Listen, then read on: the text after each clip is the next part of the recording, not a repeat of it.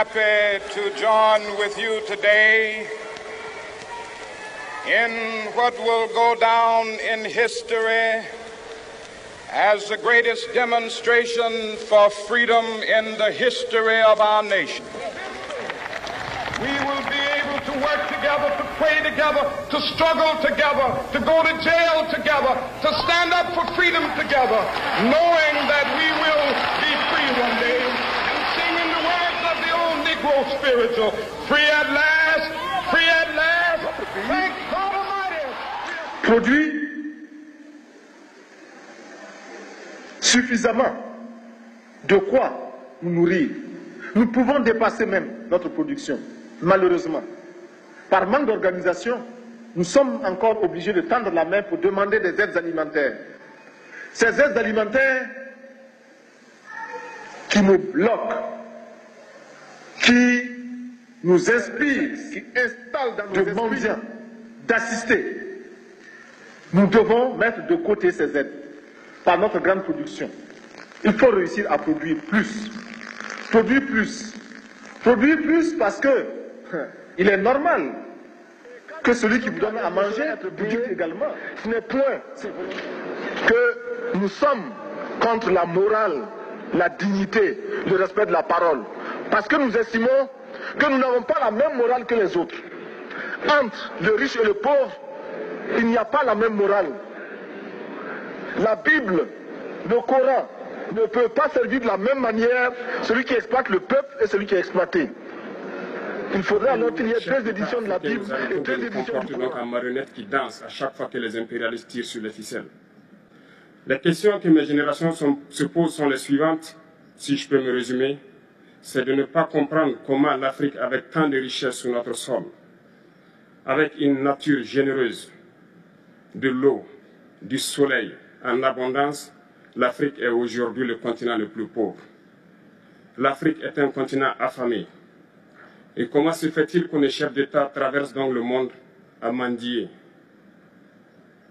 Voici des questions que nous nous posons et que nous n'avons pas de réponse jusque-là. Nous avons l'occasion de tisser de nouvelles relations. Et j'espère que ces relations puissent être les meilleures pour donner un meilleur avenir à nos peuples. Ma génération me charge aussi de dire que, par ce fait de pauvreté, ils sont obligés de traverser l'océan pour essayer de rallier l'Europe. Ils meurent dans l'océan. Mais que prochainement, ils n'iront pas traverser parce qu'ils viendront devant nos palais pour chercher leur pitance quotidienne. Pour ce qui concerne le Burkina Faso, aujourd'hui nous sommes confrontés depuis plus de 8 ans à la forme de manifestation la plus barbare, la plus violente du néocolonialisme, de l'impérialisme. L'esclavage qu'on tend encore à nous imposer. Nos dévanciers nous ont bien appris une chose. L'esclave qui n'est pas capable d'assumer sa révolte ne mérite pas que l'on s'apitoie sur son sort. Nous ne nous apitoyons pas sur nos sorts, on ne demande pas que quelqu'un s'apitoie sur notre sort. Le peuple burkinabé a décidé de lutter contre le terrorisme en mesure de relancer son développement. Dans cette lutte, des vaillants peuples, des vaillantes populations se sont engagés à prendre les armes face au terrorisme. Ceux que nous avons affectueusement appelés les VDP, des volontaires. Nous sommes surpris de voir les impérialistes traiter ces VDP de milices et de tout type. C'est décevant. Parce qu'en Europe, lorsque des peuples prennent les armes pour défendre leur patrie, on les traite de patriotes. Nos grands-pères ont été déportés pour sauver l'Europe. Ce n'était pas avec leur consentement, contre leur gré. Et bien au retour, on se rappelle bien qu'à Tiaroy, lorsqu'ils ont voulu revendiquer leurs droits élémentaires, ils ont été massacrés. Cela ne fait rien donc.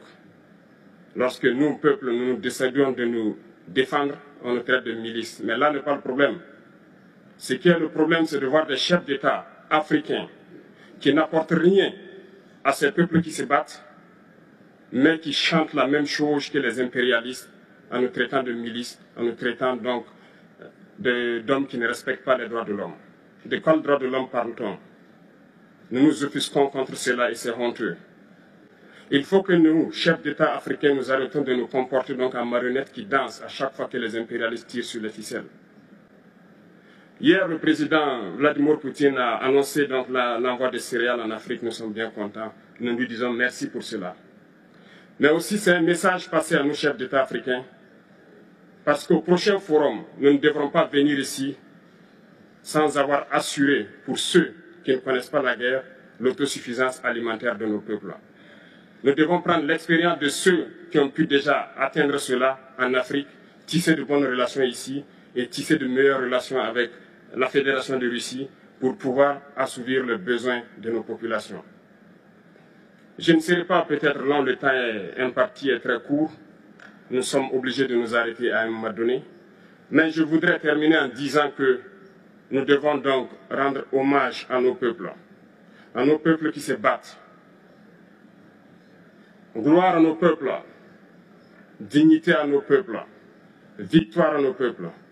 La patrie ou la mort, nous vaincrons. Merci, camarades.